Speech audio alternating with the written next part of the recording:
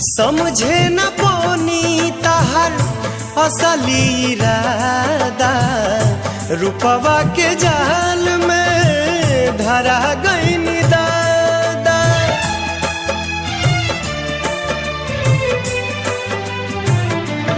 ओ समझे न पौनी तहर असली इरादा, रूपवा के जाल में धरा गईन दादा।